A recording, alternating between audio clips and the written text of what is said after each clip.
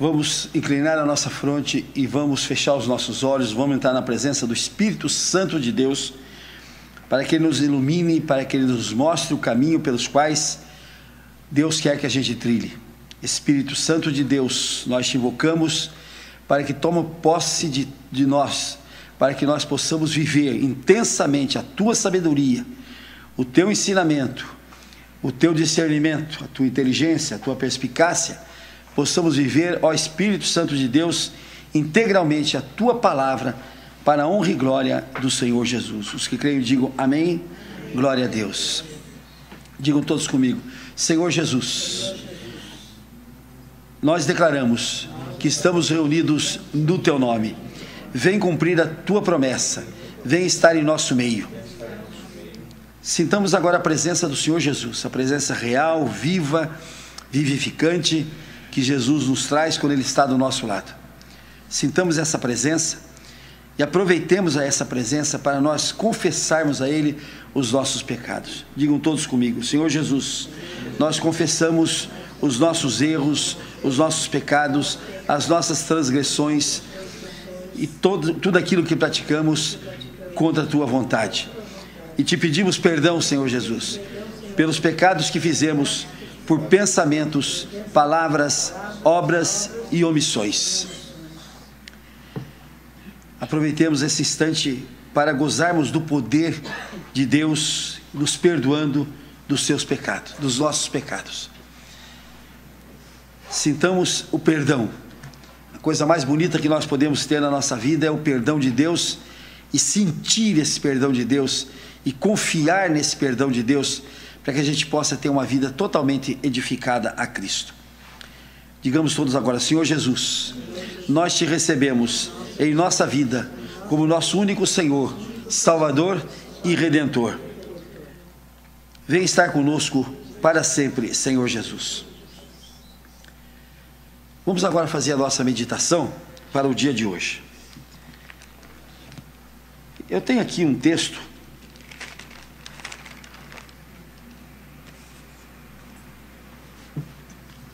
que está em Lucas, justamente no capítulo 22. Está em Lucas, no capítulo 22. Lucas, como nós já explicamos, é o terceiro evangelista. E a importância de Lucas é que ele é um historiador, digamos assim, criterioso. Tudo que Lucas escreveu, ele diz: escrevi baseado em pesquisas que fiz, em leituras que fiz sobre o que estava escrito e sobre testemunhos que eu ouvi. Então nós temos aqui, Lucas era médico, temos um homem que nos legou, um histórico, nos legou fatos que ele averigou. Portanto, não é uma mera injunção, não é uma mera fantasia, não. Lucas, ele averigou. Tanto que ele escreveu o Evangelho de Lucas e depois ele escreveu os Atos dos Apóstolos, que é um livro que narra toda a vida dos apóstolos depois que Cristo foi embora. Então nós temos de ver que a narrativa de Lucas ela é fundamentada, porque ele era um médico criterioso, historiador, e ele não foi discípulo de Cristo, ele foi um discípulo de Paulo posteriormente. E ele, no capítulo 22, ele diz assim, ele narra um fato interessante. Pedro é avisado. Jesus diz para Pedro: Simão, Simão, Simão é Pedro, eis que Satanás vos reclamou para vos peneirar como trigo. Veja a frase. Jesus diz: Simão, Simão, Pedro, Pedro, o diabo vos reclamou para vos peneirar como trigo. Eu, porém, roguei a ti, por ti, para que a tua fé não desfaleça. Tu, pois, quando te converteres, fortalece aos teus irmãos. Então Jesus avisa para Pedro: ó Pedro, o diabo acabou de vir aqui e me pedir você. Olha a disfarçatez do cão, olha a disfarçatez do diabo. Pedro era o discípulo de Cristo, era talvez o mais impetuoso, era aquele que estava próximo de Cristo, e o diabo foi lá para pegá-lo. Foi lá e foi tão descarado que pediu para Jesus: ó, me dá esse homem para mim aqui, né? Então Jesus disse: ó Pedro, eu estou te avisando, o diabo reclamou de você, pediu você para cirandar você. O que é a palavra cirandar? A palavra cirandar é colocar na peneira. Aquela peneira que se usa jogando as coisas para o ar, para o vento tirar a palha, ou então aquela peneira que se usa rodando para poder caírem os grãos, né? De qualquer maneira, a palavra cirandar significa colocar na roda. Ou seja, o diabo quis pegar o Pedro para colocar na roda do cão, para brincar com o Pedro dentro daquela roda. E aí Jesus diz para ele: Pedro, mas eu, Pedro, roguei por ti. Veja, Jesus chegou a rogar ao Pai por Pedro: Pai, não deixa o Pedro desfalecer na fé, não deixa o Pedro resvalar para o lado do demônio. Então diz Jesus: Pedro, eu roguei por ti, para que a tua fé não desfaleça. A verdade é uma só: a força que nós temos contra o demônio é a força da nossa fé. É a força da nossa fé. Se nós crermos na força da fé, nós vamos nos afastar do demônio. Ontem eu conversei com um cidadão riquíssimo, mas riquíssimo,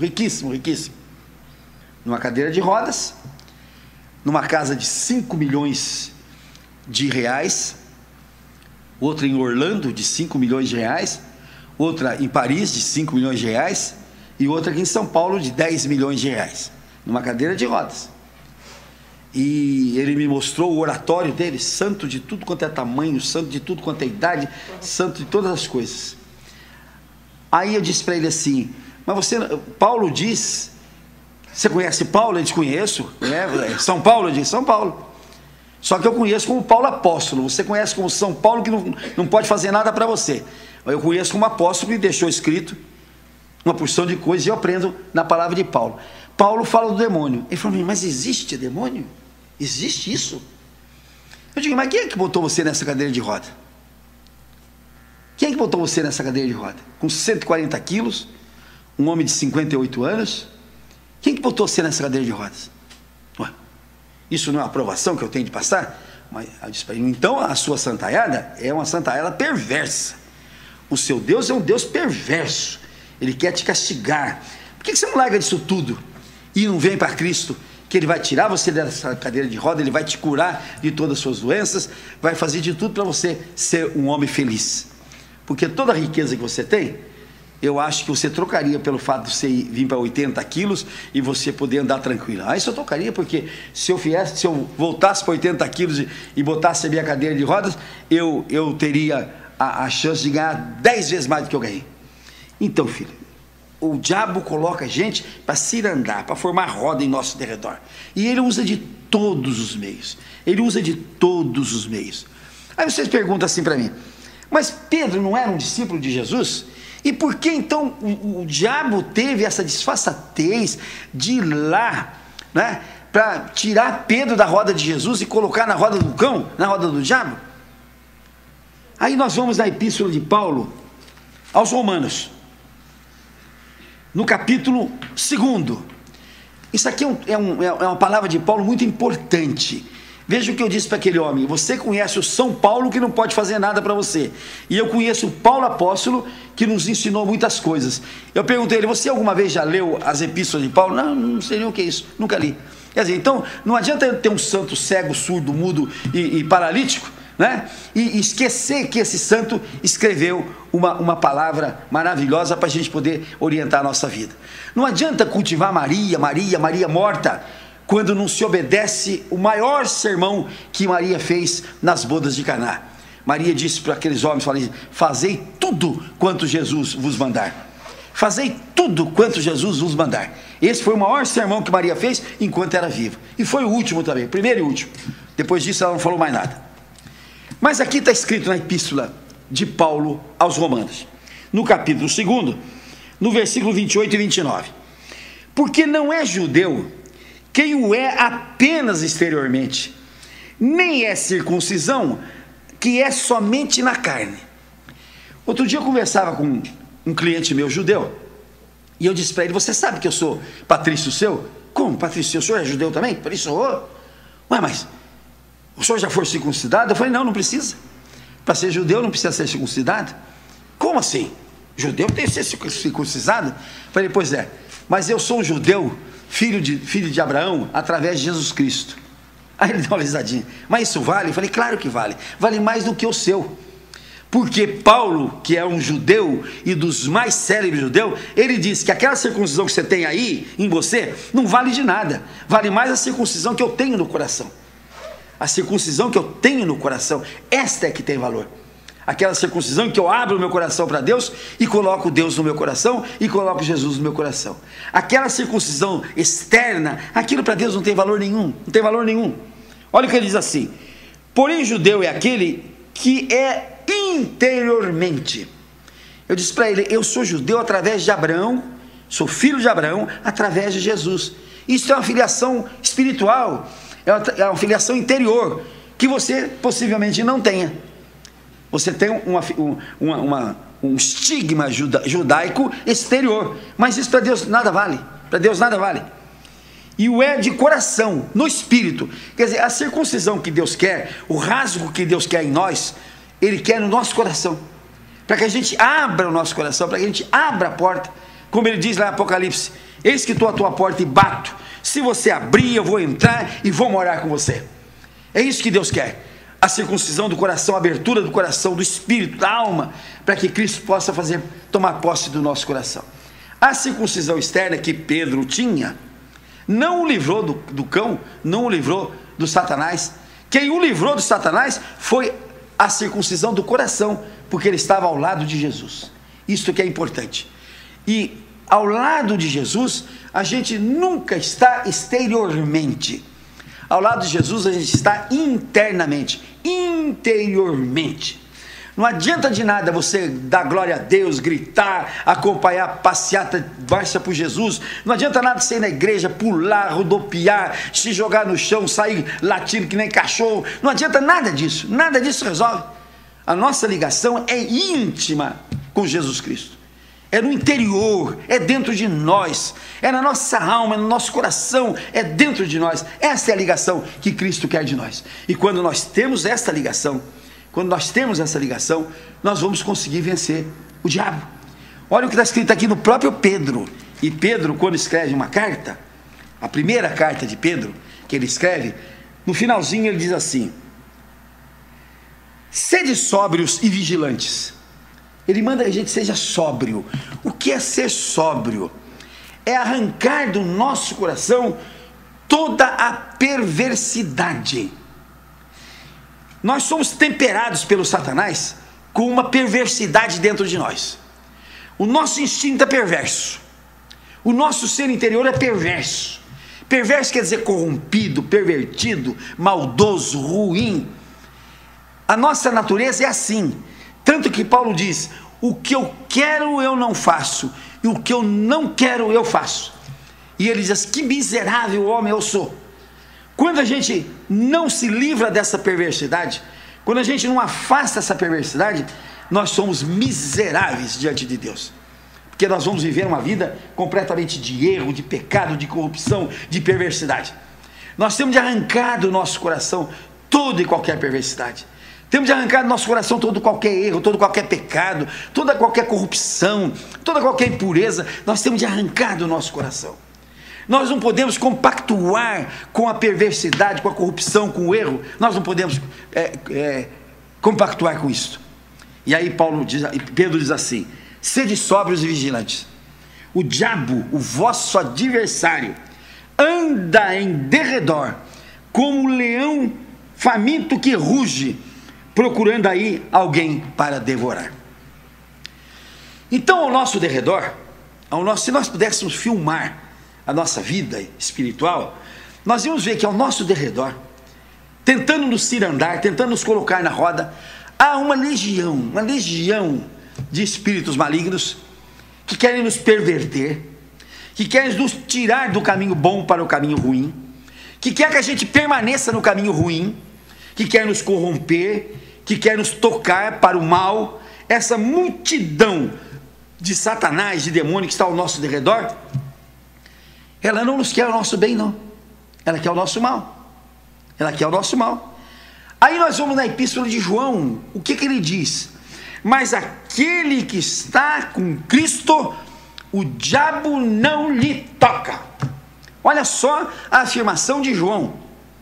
E João é especialista nisso, porque ele permaneceu com Cristo enquanto Cristo era vivo, e depois que Cristo morreu, ele permaneceu mais ainda com Cristo, interiormente, no coração, no espírito, até o dia que morreu. E ele diz: aquele que permanece em Cristo, o diabo não lhe toca. O segredo de uma vida de sucesso, o segredo de uma vida boa, o segredo de uma vida sem problemas, uma vida completamente modificada, é nós permanecermos junto de Cristo, com Cristo dentro do nosso coração. Porque aí nós colocamos dentro da roda do Satanás, nós colocamos Jesus, e ele vai nos deixar felizes e fortes, e não vai deixar a cambada do Satanás nos pegar.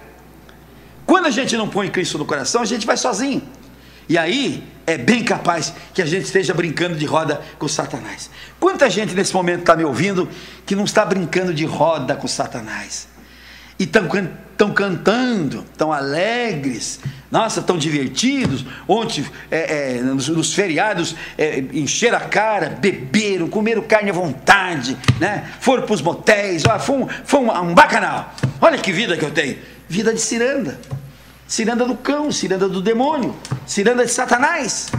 Você pode escolher entre estar com Cristo no seu coração e estar na ciranda do Satanás. A escolha é sua. Deus coloca para nós o livre-arbítrio.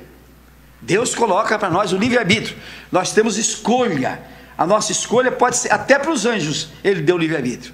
Tanto é que o anjo mau, o Satanás, era anjo de luz, e ele escolheu ser anjo das trevas.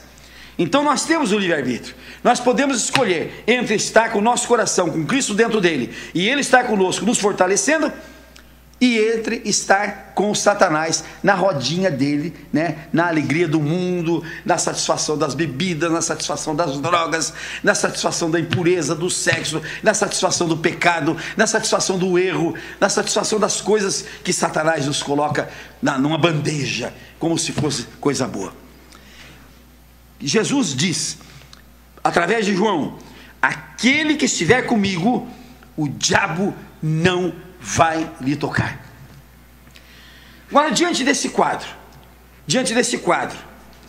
em que nós estamos cercados pelo espírito maligno, qual será a atitude que nós devemos ter para que nós vençamos esse maligno, para que nós vençamos essa situação tão dramática que é estar cercado pelo Satanás e por vários Satanás o dia inteirinho, a hora inteirinha, até de noite, até no sonho, o Satanás vem para nos perturbar, para nos destruir. Vamos ler aqui um trecho da Bíblia, que está no livro de 2 Reis, no livro de segundo livro de Reis, no capítulo 5, capítulo 6, em que este livro descreve uma hora em que Eliseu estava no alto de um morro. Eliseu estava no alto de um morro, escondido dos reis adversários que ele havia amaldiçoado. Então ele foi para cima do morro e se escondeu lá. E os reis ficaram caçando: vamos achar este homem, vamos achar este homem. Reuniram-se vários reis contra Eliseu para caçá-lo. Vejam, gente, o poderio de um homem de Deus. Vejam o poderio do homem de Deus. Um homem sozinho, só com seu ajudante, caçado por vários exércitos, por vários reis que queriam a cabeça dele, porque ele amaldiçoara, porque ele não abençoava aquele povo errado, e ele estava caçado por vários reis. Eu quero ressaltar isto, para aprender: um homem não precisa um batalhão. Na Revolução, quando eu fui preso, na Revolução de 69, quando eu fui preso, eu estava no meu escritório, quando chegam 3 militares, chapéu debaixo do braço, e dizem: o senhor está convidado aí no exército. Eu digo: tá bom, então avisa lá para o comandante que mais tarde eu vou lá. O senhor não entendeu, é para o senhor nos acompanhar. Digo: mas agora? É agora. Tá bom, então vamos. Quando eu saí à porta do escritório, tinha 2 camburões de homens do exército, aqueles que sentam um de costa para o outro, com as armas aqui, tinha 12 num e 12 no outro. Falei, mas para que esse troço tudo aí? Não, é porque se o senhor não quisesse ir. Mas se eu não quisesse ir, eu preciso de 24 homens para me prender, armado com tudo? Que isso, gente? Eu não vou com esse camburão. Não, o senhor escolhe, o senhor faz do jeito que o senhor quiser. Eu vou no meu carro. Aí, todo metido, fui pro meu carro. Mas não contou outra. Quando eu entrei aqui, um entrou na frente e dois entraram atrás. Aí eu saí, um camburão passou na frente, outro camburão atrás. Aquilo foi a sirene da cidade inteira me conduzindo, 24 homens para me conduzir. E os exércitos estavam atrás de Eliseu. Atrás de Eliseu. Aí, quando amanheceu, está escrito aqui, tendo se levantado muito cedo, o moço do homem de Deus, quer dizer, o secretário do homem de Deus, saiu e ele viu tropas, cavalos e carros que haviam cercado a cidade e cercado o morro onde estava Eliseu. Então o rapaz voltou-se para Eliseu e disse: ah, Senhor, o que vamos fazer agora? O que ele viu? Ele viu um bando de gente, um exército que havia cercado a cidade, e Eliseu no alto do morro com ele. Nós precisamos pedir a Deus que Ele nos mostre também o exército do maligno, do Satanás, do cão, quando está ao nosso derredor. É muito importante que nós conheçamos os nossos adversários. E o moço correu e disse: profeta, olha lá o que está ao nosso derredor. Mas olha o que é que Eliseu disse para esse moço, preste bem atenção: não tenha medo, não tenha medo, porque mais são os que estão conosco do que os que estão com eles. Mas olha aqui, que absurdo, está sozinho em cima do morro, embaixo exércitos e mais exércitos para prendê-lo, e ele diz para o moço: você não tenha medo não, você não tenha medo não, porque mais são aqueles que estão conosco do que aqueles que estão contra nós. O moço olhou bem e falou: mas isso, como é que pode ser uma coisa dessa? Olha o tamanho do exército está lá embaixo, né? Olha o tamanho de exército, de carro, de soldado, de gente armada, etc. Nós estamos nós dois sozinhos aqui, e ele diz que mais são os que estão conosco do que os que estão lá. Aí Eliseu ora ao Senhor e diz assim, orou então Eliseu e disse: Senhor, peço-te que abras os olhos desse moço para que ele veja. Senhor, eu peço que abra os olhos deste moço para que ele veja. O Senhor abriu os olhos do moço e ele viu que um monte estava cheio de cavalos e carros de fogo em redor de Eliseu. Por mais que a gente não enxergue, por mais que a gente não veja, por mais que o nosso coração, os nossos olhos espirituais não consigam enxergar, em redor daquele que está com Cristo, tem muito mais gente, tem muito mais força, tem muito mais exército do que os adversários. Esta é a fé que nós temos de ter, esta é a crença que nós temos de viver, este é o caminho que nós temos de tomar. Senhor, por mais fortes que sejam os meus adversários, por mais valentes que sejam aqueles que estão ao meu derredor, por mais bravos que sejam aqueles que querem me pegar, por mais pérfidos que sejam aqueles que querem me matar, Senhor, mas maiores são aqueles que estão comigo, maiores são aqueles que estão ao meu derredor. É só pedir a Deus para Ele abrir os nossos olhos.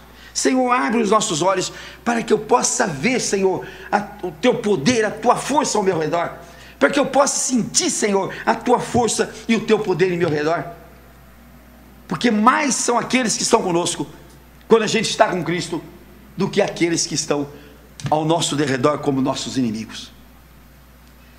Nós costumamos entregar os pontos diante dos nossos adversários. Nós costumamos dizer: nossa, mas eu não vou conseguir vencer, olha quanta gente contra mim, olha quanto negócio contra mim, olha quanta força contra mim, quem sou eu? Essa que é a técnica do Satanás. Quem sou eu? Imagine só eu, como é que eu vou vencer isso tudo? Pois é, mas se você circuncidar o seu coração, se você rasgar o seu coração, se você colocar Cristo aqui dentro, Cristo vem com seus exércitos e você estará protegido de todo e qualquer ato dos adversários, que são os demônios. Esta é a vida. Pensamos a Deus que abra os nossos olhos para que a gente possa ver a força de Deus ao nosso derredor. E esta é a fé que vence o mundo. É a fé que nós temos em Jesus e a fé de que nós temos de que Ele está do nosso lado para nos defender de todo e qualquer ataque. E o maligno não vai tocar nem em nós, nem na nossa família, nem na nossa vida, se nós tivermos esta fé. Quem crê, diga amém. Amém. Glória a Deus. Vamos orar a Deus então, para que Ele abra os nossos olhos. Inclinemos nossas faces, fechemos os nossos olhos e vamos entrar na presença do Senhor Jesus e pedir a Ele que o nosso coração rasgado agora, rasguemos o nosso coração, o nosso espírito, a nossa alma, circuncidemos o nosso espírito, a nossa alma, para que Jesus tome posse do nosso coração. Digam todos comigo: Senhor Jesus, nós circuncidamos o nosso coração, vem tomar posse dele, vem habitar dentro de nós. Nós te pedimos no seu santo nome.